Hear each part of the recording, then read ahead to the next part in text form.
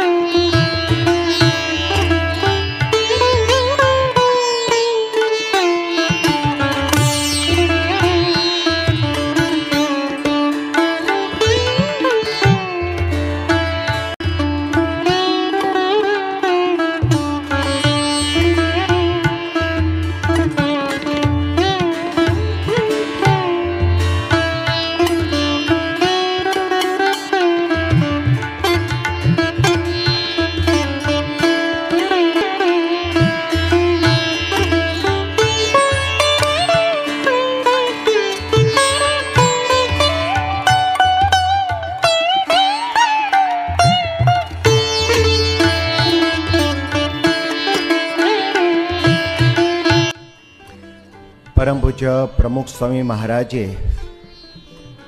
દક્ષિણ ગુજરાત અને સુરત ઉપર ખૂબ જ મોટી મહેર દ્રષ્ટિ કરી અને સત્સંગ લીલો પલ્લવ કર્યો છે. પરમ પૂજ્ય પ્રમુખ સ્વામી મહારાજે બહુ જ મોટું વિચરણ કરી અને સુરતની અંદર સત્સંગની હરિયાળી પાથરી. એ હરિયાળી જગ જાહેર છે અને એ સત્સંગ ભક્તિભાવનો હંમેશા જાગ્રત રહે, એનું પોષણ થતું રહે, એના માટે પરમ પૂજ્ય મહંત સ્વામી મહારાજે પ્રમુખ સ્વામી મહારાજના સંકલ્પે અહીંયા અક્ષરધામ રચવાનો સંકલ્પ કર્યો.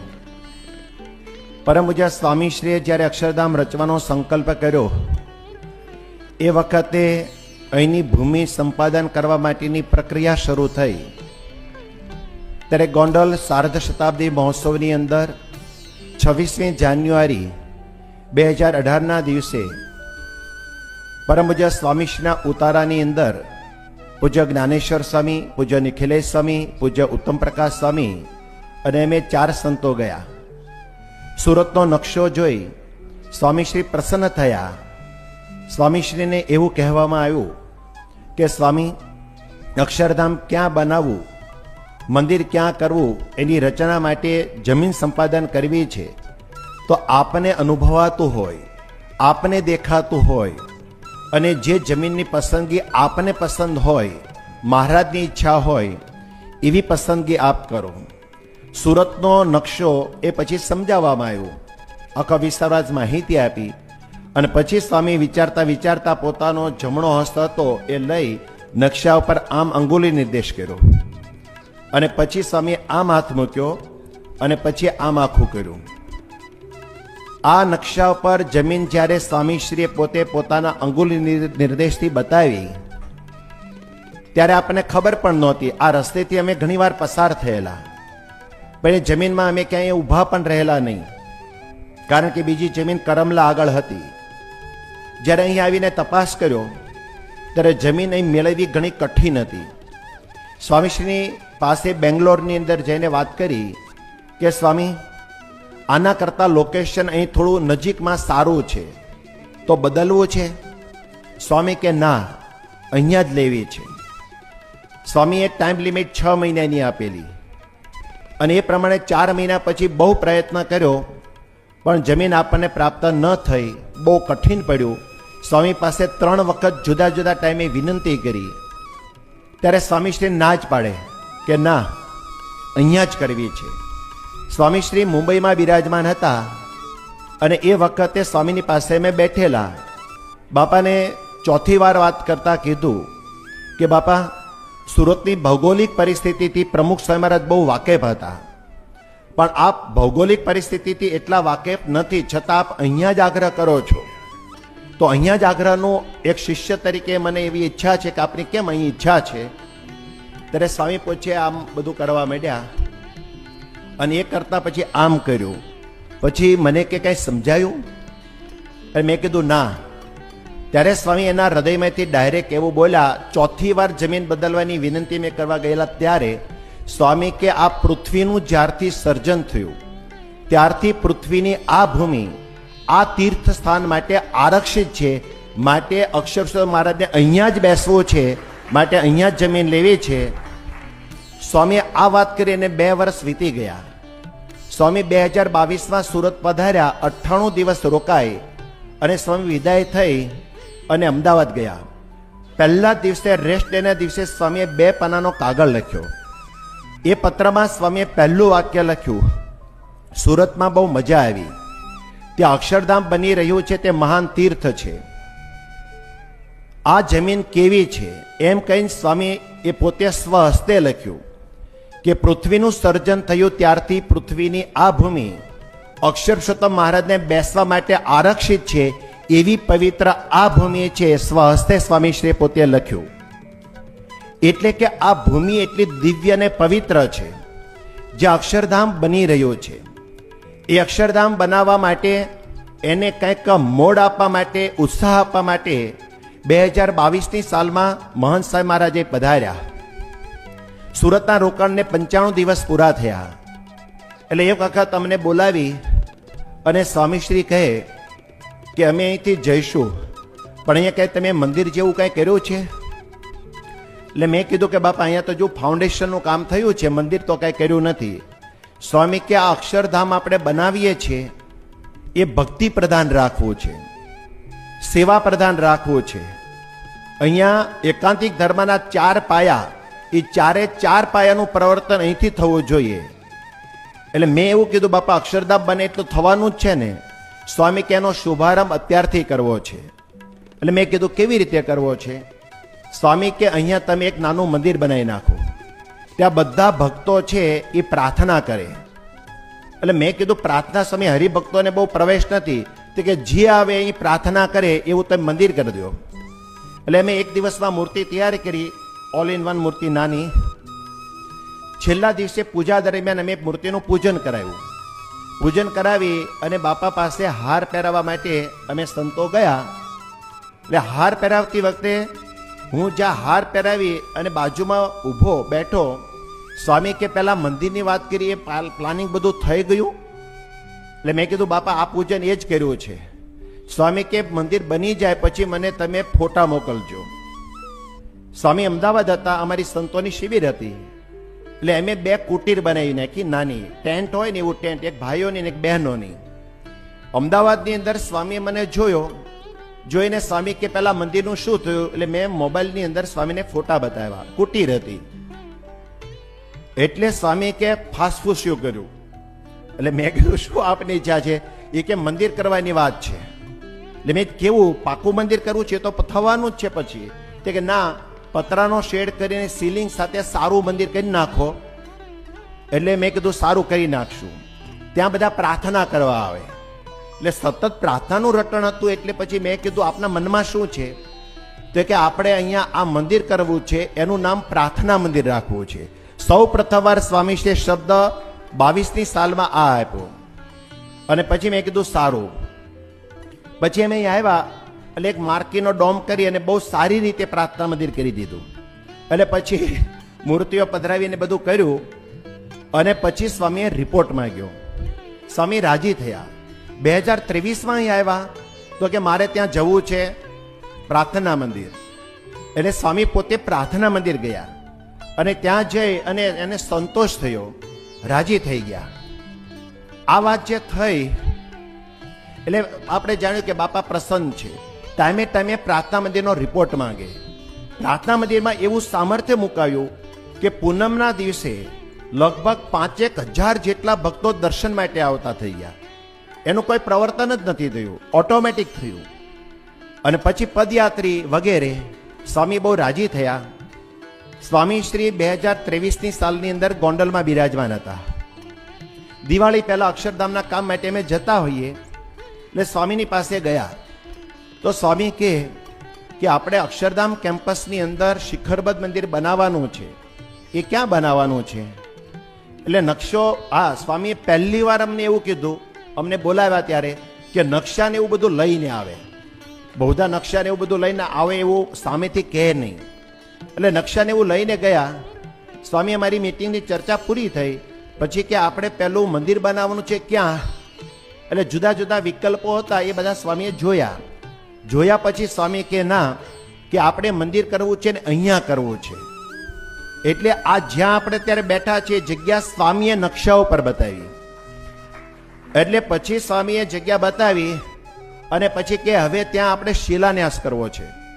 એટલે મેં કીધું બાપા ત્યાં તો અમારો આરએમસી પ્લાન્ટ છે અને ત્યાં તો મારા ખ્યાલ પ્રમાણે 500 ટ્રક કરતાં વધારે રેતી પડી છે અને આટલા શોર્ટ ટાઈમમાં સ્વામી કે ના, એ તમે બધું કરી નાખો અને હું આ વખતે આવું ત્યારે ત્યાં શિલાન્યાસ કરવો છે. એટલે શિલાન્યાસ કરવો છે એટલે મેં વિવેક દર્શન સ્વામીને વાત કરી. એ કે આ બધું કેવી રીતે બદલાય? એટલે પાપાને ફરી વાર મેં કીધું તો સ્વામી કે ના, હું આવું ત્યારે જ શિલાન્યાસ કરવો છે. અને પોષી પૂનમનું મુહૂર્ત ગોંડલમાં દિવાળીના સમયે આપી દીધું અને પોષી પૂનમે શિલાન્યાસ કર્યો.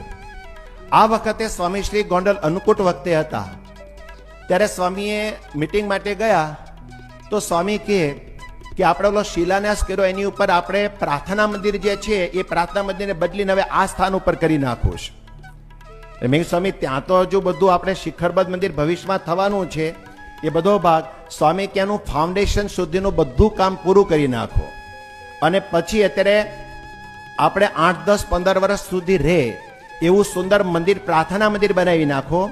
એટલે અહીં જ્યાં આપણે બેઠા છે ત્યાં શિખરબદ્ધ મંદિરનું ફાઉન્ડેશન સંપૂર્ણ ક્લિયર થઈ ગયેલું છે.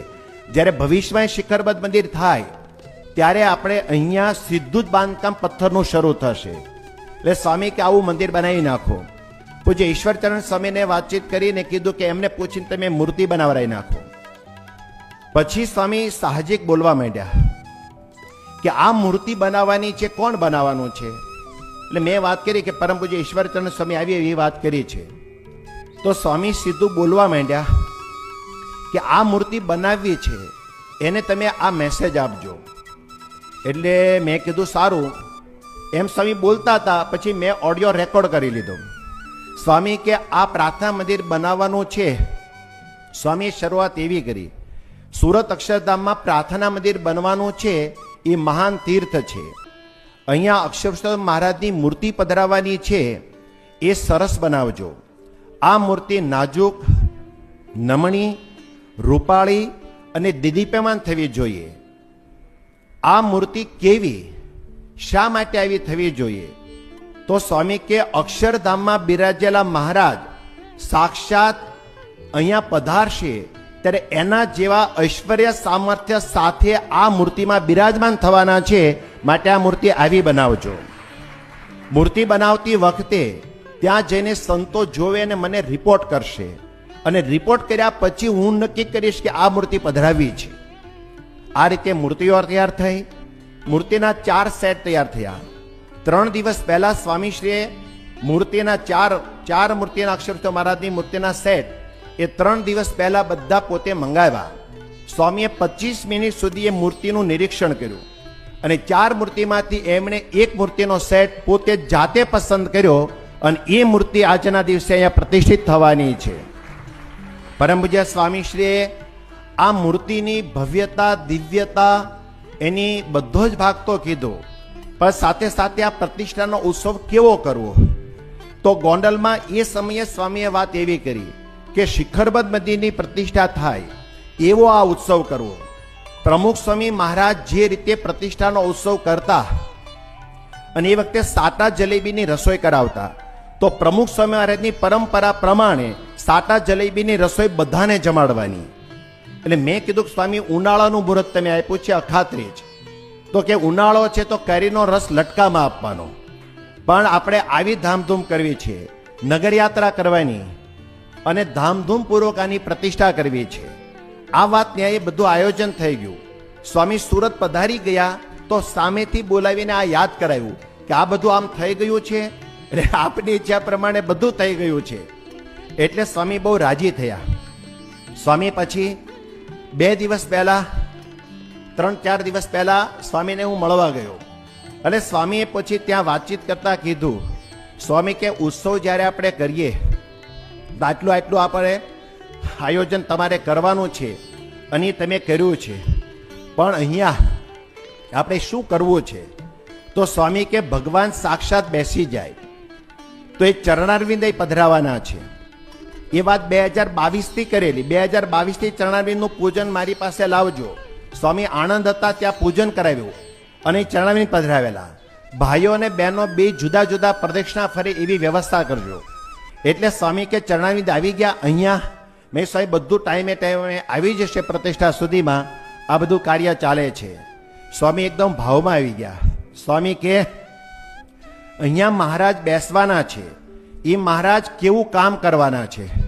સ્વામી કે અહીં મોટા પ્રધાનો, પ્રોફેસરો, અધિકારીઓ અને સ્વામી કે વિદ્યાર્થીઓ, સ્વામી કે વરરાજાઓ એ બધાએ દર્શન કરવા આવવાના છે અને પ્રાર્થનાઓ કરવાના છે. આ 3-4 દિવસ પહેલા પોતે બોલવા માંડ્યા અચાનક. એટલે હું થોડો હસવા માંડ્યો. એટલે હસતો તો એટલે સ્વામી કે આવી શંકા ન નાખવી ગઈ અને કે બધું થવાનું છે. સ્વામી કે અહીંયા પ્રસાદીના હાર પહેરવા માટે વરરાજાની લાઈનો લાગશે અને એ બધા આ હાર પહેરશે, એનો સંસાર સારો ચાલશે. સ્વામીએ જ્યારે આ વાતચીત કરી ત્યારે સ્વામી આ બધો જ ભાગ જોઈ રાજી થયા આપણે. પછી સ્વામી કે અક્ષરધામમાં બિરાજેલા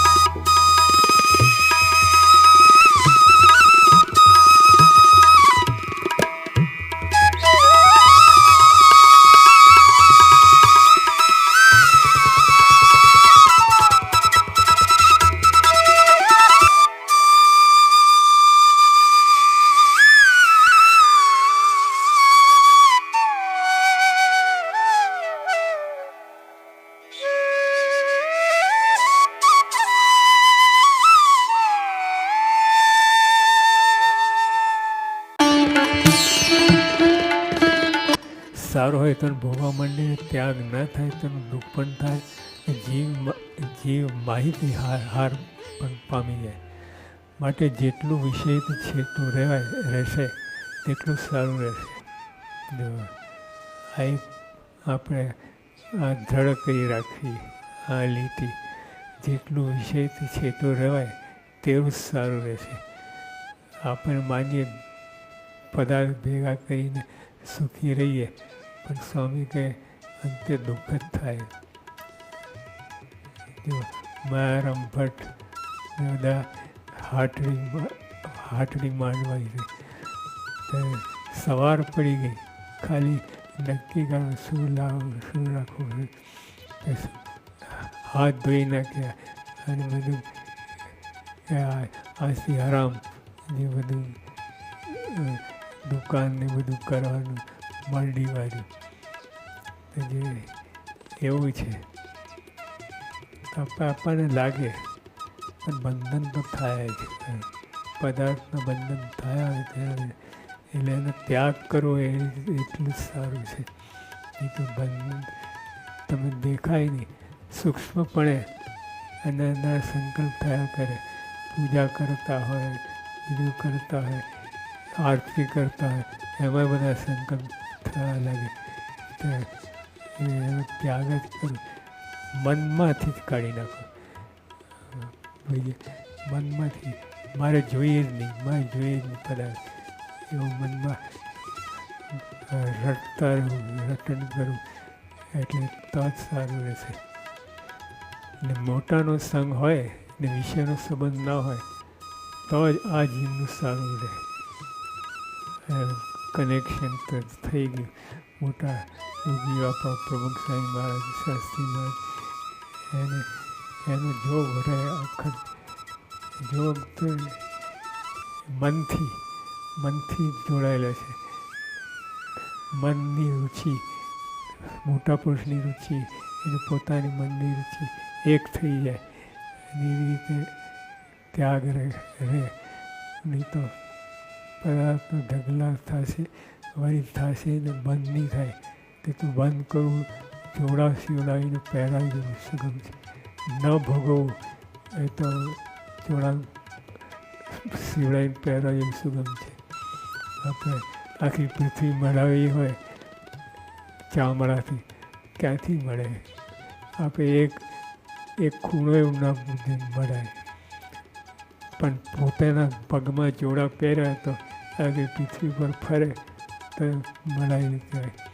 તો સ્વામી કહે આ ન ભોગવવું એ ઉત્તમ ચોથી પ્રકાર છે. અને એ તો મોટા પુરુષનો સંબંધ હોય, મનથી સંબંધ હોય, પોતાની રુચિ, મોટા પુરુષની રુચિ મનમાં એક થઈ જાય ત્યારે ઠીક રહે. એ ટૂંકમાં મોટા પુરુષને જે ગમે એમની મનમાં ઈચ્છા હોય એ રીતે આપણું મન એમના ભેગું ભરાઈ દેવું તો આપણે સારું રહેશે. એની તો સ્વામી તો પદાર્થના ઢગલા થાય વળી થશે એ તો બંધ નહીં થાય. ગમે એટલું બધું પદાર્થો આવ્યા જ કરે છે, ઢગલા બંધ આવ્યા કરે છે. અને મોટા શહેરનું સેવન એમાં ઢગલા બંધ એટલે આપણી મોટા પુરુષ સાથે આપણી રુચિ ભેરવી દેવી. એમને જે ના ગમે આપણે ન જ ગમવું જોઈએ. અને એવી રીતે રહે તો જ માન ઠેકાણું પડે.